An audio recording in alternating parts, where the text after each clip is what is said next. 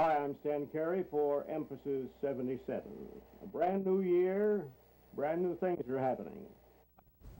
Stan Carey anchored the news here at Channel 13 longer than any other person, 20 years, from 1957 to 1977. When he started, the news consisted of little more than black and white still photos with copy read from the set. Stan also did a series of Sunday afternoon shows called Emphasis. Today we're going to look back at excerpts from those shows, as well as an interview we conducted with Stan 2 years before his death.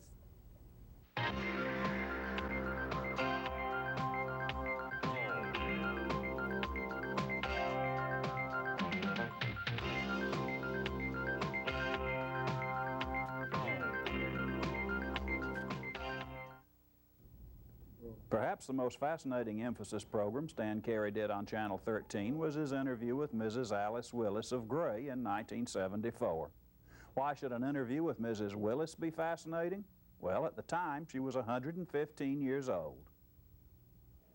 Since we mentioned that you were born in 1859, I wanted to ask you, do you ever remember as a little girl, before he was assassinated, do you ever remember hearing the name of Abraham Lincoln? Yes, I heard the name of him. Uh-huh. I heard the name of him.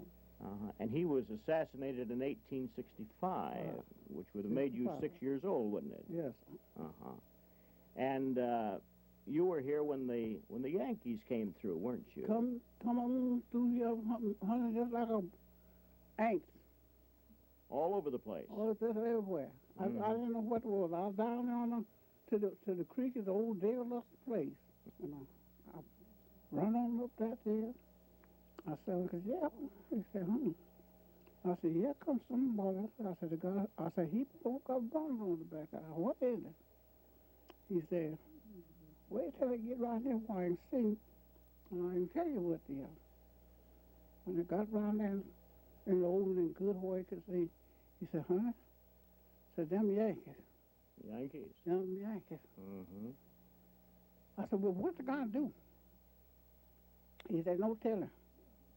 Because don't know where they're going to stop at. Did they hurt you? No.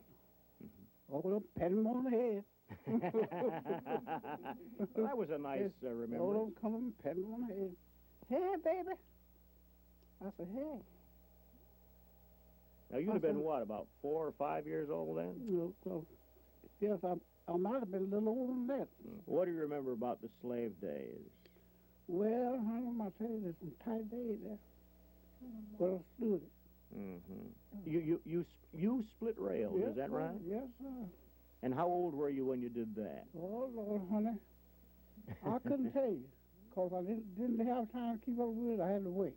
Had to work, didn't Had to you? work. Didn't look at the calendar. No. I ain't been used to looking at the calendar. Yeah, I can understand. That's right. So you split rails. Yes, sir. And what about the logs? Tote logs, power brush, Oh, roll my. brush. Yes, I've done all that way. Yeah. Yes, sir. They tell me that you sing. I was singing a little bit, What? but not like I used to could sing. Well, all of us, That's right. when we get a little older, Why the goes. voice goes down. That's right. Oh. Yeah, what kind of song could you sing a little song for us? Thank you for the journey that you brought me from a long, long way. Oh, you brought me from the rocky Lord, cradle, brought me from a long, long way. Oh, you Brought me from the rocking of the cradle, brought me from a long, long way. You like religious songs, don't you? Yes, sir. Yeah. Yes. Why do you like them so much? Oh, they're so good. They're so good. So good. And you've got a lot of faith in the Lord, haven't you? Yes, sir. Yeah. And I mean to keep it. Well, that's good. He brought you thus far. That's right. Mm-hmm. That's right. That's what you were singing about, That's weren't right. you? That's right. Yes. Well, that was a nice song. I hope it didn't tire you out No, to sing that. didn't quite. Not quite tired out. You got a little bit more oomph in you, have you? So, Okay. If you had something that you could say to all of the young people today, whether they're black, white, whatever color, that's right. what would you say to them? Do right. Do right. Do right. Do Do right. you think we've forgotten the golden rule? Well, these young folks, I know they don't forget it. Big of them, Yeah. especially the color. Mm-hmm. You think there's a difference? Yes, I know they are. Mm-hmm. I know they are. Yes, sir. I know You use the word colored, Yes, I sir. notice. A lot of people prefer to say black or That's right. white like That's that. right. But you prefer the word colored, I Yes, understand. sir. Yes, Mhm. sir. Well, that's all right. What else That's would you all. say to them? I tell them to do better than what they are doing. There's room for improvement, that's what you're All right. saying, huh? Yes, sir. Mhm. Well, Mrs. Willis, I know we've just about tired you out, but you're 115 years old, and we've enjoyed our visit with you. Well, I've been enjoying mine. With George. Have you? Yes, Well, bless sir. your heart. Yes, sir. Can we come Yes, back on number 116? Yes, if you feel like it, come on. Mrs. Willis did live to celebrate her 116th birthday, but she died shortly afterward on April the 26th, 1975. When we return, we'll look at parts of that interview with Stan before his death in 1985.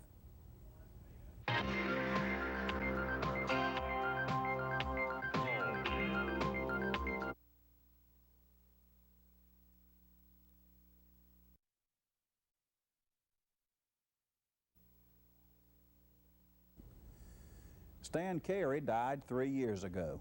Before his death, we had the opportunity to interview him about his days here at Channel 13. Those early newscasts back in 1957, how do they compare with what you were doing when you left in 77? Well, there was a lot of difference, of course. I guess you've got teleprompters now, haven't you? We didn't have teleprompters, or they were so small you couldn't see the print on them, you know. But actually, you read the copy right in front of you, that's all. And sometimes you read it cold, and sometimes that was dangerous. There's a thing called eye contact, and Eye it was contact, very difficult yeah. to keep your place and also read, wasn't it? Well, you had to kind of read ahead a couple of lines, you know, or glance ahead to see if there was anything that might be outstanding that you'd like to get a good head start on and get past, like the Russian names. When you didn't know how to pronounce them, you just went and sailed right straight through, you know. I heard a story about you that if you got hit cold by a very difficult name, that you called him John Smith. Is that correct? I don't know whether I did it. It's possible. I knew a lot of John Smiths on radio and television. I sure did. Equipment was sort of primitive back then, too. Oh, yeah. We were doing black and white. Just black and white. And sometimes we had one cameraman, one camera, one cameraman, two cameras. You know. Well, for a period of time, of course, the newscast is now produced and prepared and written and tapes edited by other people, and the anchor just basically has to worry about reading it. But back in that time, you did a lot of writing of that newscast. I used to yourself. like to write my own news, but not all the time could I. But, and I was glad some of the other people were around.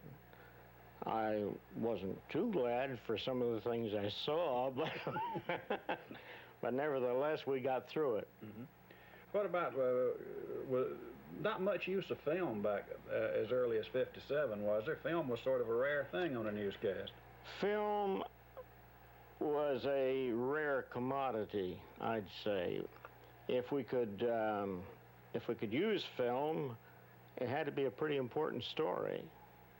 Otherwise, we used what was the Unifax machine, and we'd cover national news by just shooting up on these different pictures. But we had a World in Pictures one time. Funny story about that one. we had a little slide that would introduce and close the show, The World in Pictures. And that thing had been on, I would say, 6 months to a year. And it showed a map of the United States. And one day we got a call from a man from Warner Robins, one of the officers. And we had been running that thing with Florida where California is, and California where Florida is. Nobody got it except that one fella. Well, would you suppose your screens were so small then and television resolution was Well, the so bad screens that were smaller, you couldn't sure, read? sure, that's true. And they weren't paying too much attention. And they'd say, World in Pictures, and that was it. I did an 11 o'clock news, and after we were through, they started to pull the flat away, and when they did, there was a great big snake in back of me. And if I had known that, we would have done the news from Poughkeepsie, New York. We point out, of course, the TV station was out there on the Cochrane Short. Cochrane Short Rod, yeah. Or would you go back into that rat race again? What do you think? I don't know that I would, to be honest with you, because I don't know that I can keep up with you kids. Thank you. I thought I'd throw something that you might like. No, yes, I would enjoy it, certain types of it. Always enjoyed the interviews, always enjoyed the newscasts. We did the organ shows, you know, and things of that nature. Stan always had an interest in history and the people who played a role in significant events. One of his programs in 1974 was with Mrs. Gertrude White of Macon. Mrs. White was the widow of John Alden White, who was the Hudson dealer in Macon for many years. But that's not what the interview was about. It seems that Mr. White sold Charles Lindbergh his first airplane in 1923. Now, the year that Lindbergh bought the plane Was 1923. But he wasn't a flyer then, was he? He was just interested in flying, He was wasn't just interested in flying, but he didn't tell it when he first got to the field. What did he do when he first met your husband? He told him he had $600 and he hoped he could buy a plane with that much, but that all he possessed in the world was $600. So Mr. White said, I'll sell you one for $500. He didn't want to take all his money, did he? Didn't want to take all of his money. What My kind- husband was a charitable type person. Well, I think that's nice of you to say that.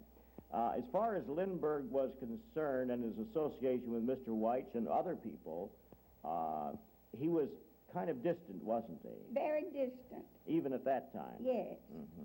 Stayed alone most all the time.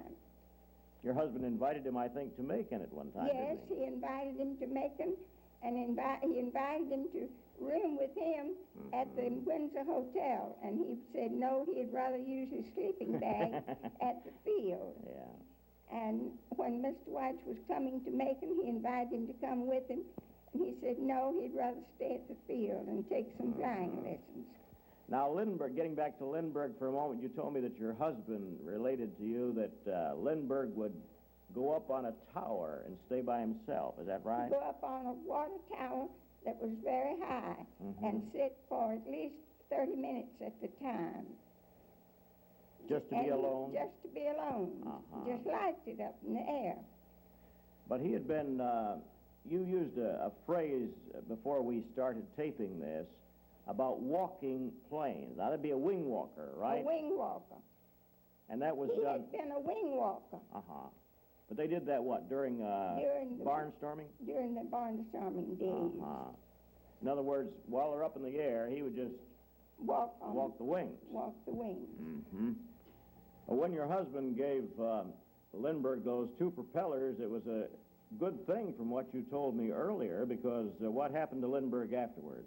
He cracked up in Alabama. He was on his way to Texas, On wasn't his he? way to Texas, and I've forgotten the name of the town in Alabama. But he cracked his propeller, didn't he? Yes, in a field. He felt that he had to land for some reason. But in the kindness of your husband, why, he had that extra propeller he needed, didn't he? Yes, all he had to do was wire for it. Right. Tell me, Does Mr. White ever see him again? No, he never saw him again. He wired him congratulations, and he never heard from him. He never heard He never from heard him. from him. What was your husband's reaction when he heard that Lindbergh had flown the Atlantic? He said, I knew he would do it, I knew he would do it. Mrs. White died about a year after this interview in April 1975. When we return, we'll watch segments of an interview with General William Westmoreland, just returned from Vietnam, and with Billy Evans, just elected to Congress.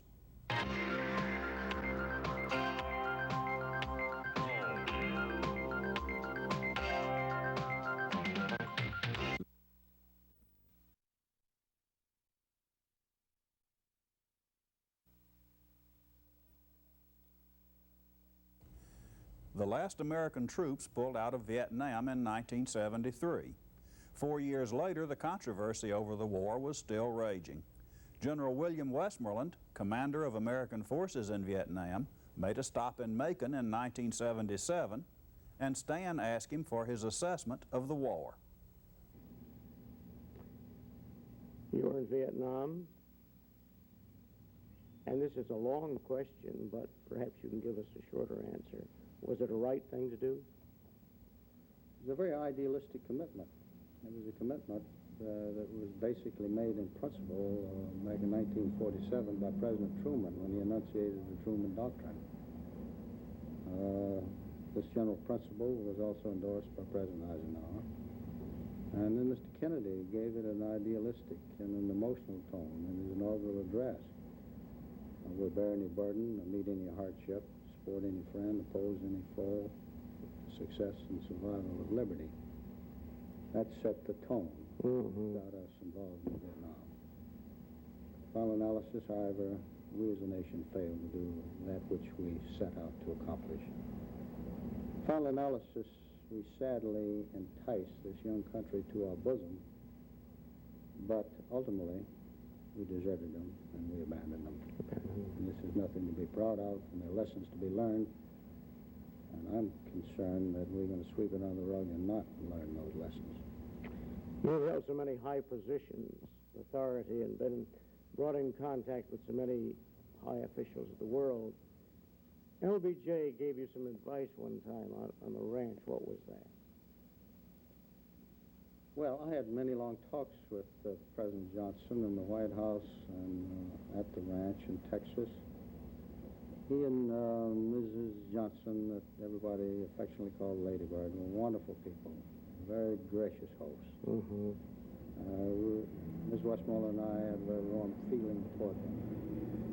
I was privileged to have been his guest shortly before he passed away in his ranch, where I was making a speech to a Chamber of Commerce in Dallas. It was en route there. He said that the biggest mistake that he made, or one of the big mistakes that he made, was not bringing into his cabinet and into the White House his own men, as opposed to retaining the Kennedy group. He did not feel that the Kennedy group were always loyal to him. But he did make one exception. And who was that? Dean Russ, the Secretary of State. General, there are two things that really break me up, and I'm not ashamed to say it, and that is brings tears to my eyes, and that is when I see anyone who has given a good performance get a standing ovation, regardless of what it is. And the other one was when you addressed a joint session of Congress. You remember that? I remember it well. Full uniform, standing straight as the soldier you are, and then all of a sudden, you saluted. I can almost feel it now. How did you feel at that moment? Well, I'd completed my talk. A talk that I'd been up writing most of the night because I was given very little forewarning that I was to address the joint session of Congress. I'd had very little sleep the night before.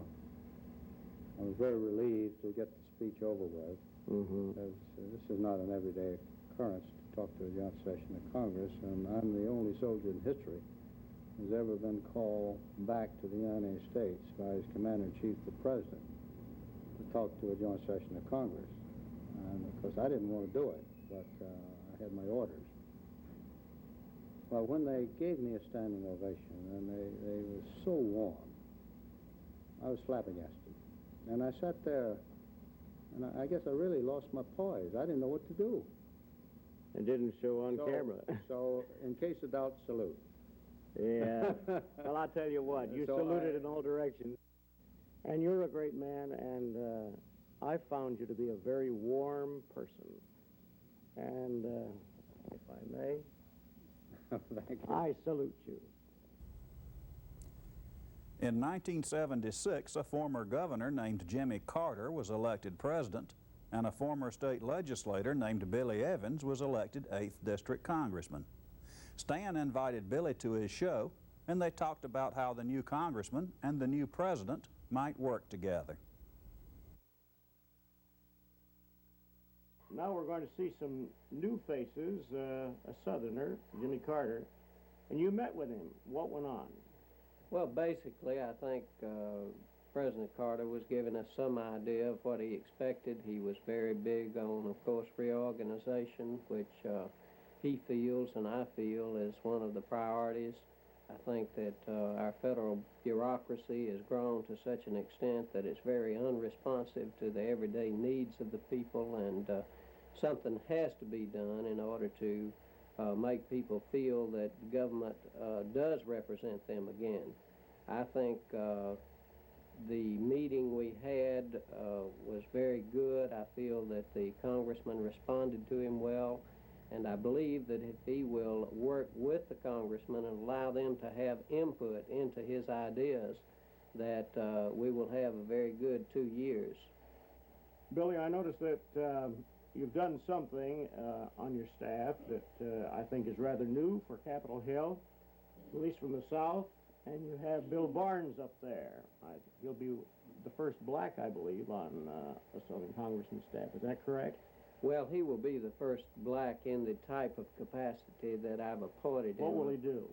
Bill will be an advisor to me. He will be a projects man. In other words, he will be working on projects which the people in the counties, various counties in the 8th District are asking for, such as the medical school.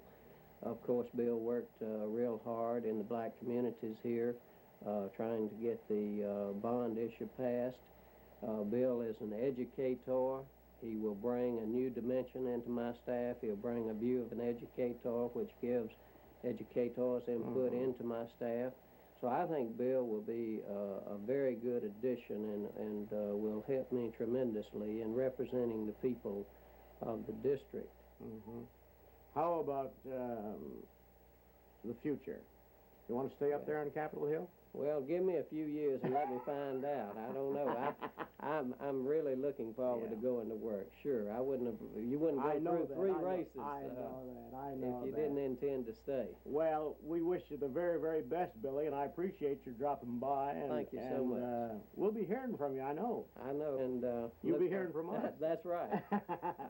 Billy Evans, our new congressman from the 8th Congressional District. As you've probably noticed, Stan liked to shoot his shows on location as much as possible. Sometimes unplanned things can happen, particularly if you're outdoors. Watch Under Secretary of Labor Bill Usry's chair for an impromptu appearance by the family cat during an interview in Stan's front yard. We need all types of other workers, and we've got to accept the fact that that's an honorable life also. That's true. And to work and to have America great, we got to have people working in all walks of life. Stan Carey died in August 1985 after a career which began on radio in Newburgh, New York in 1939. 20 of those 40 years in broadcasting were spent here at Channel 13.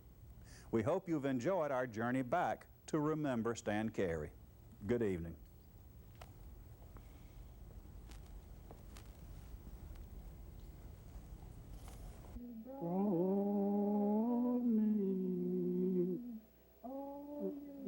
Before my long, Yes. Thank you for the journey that you brought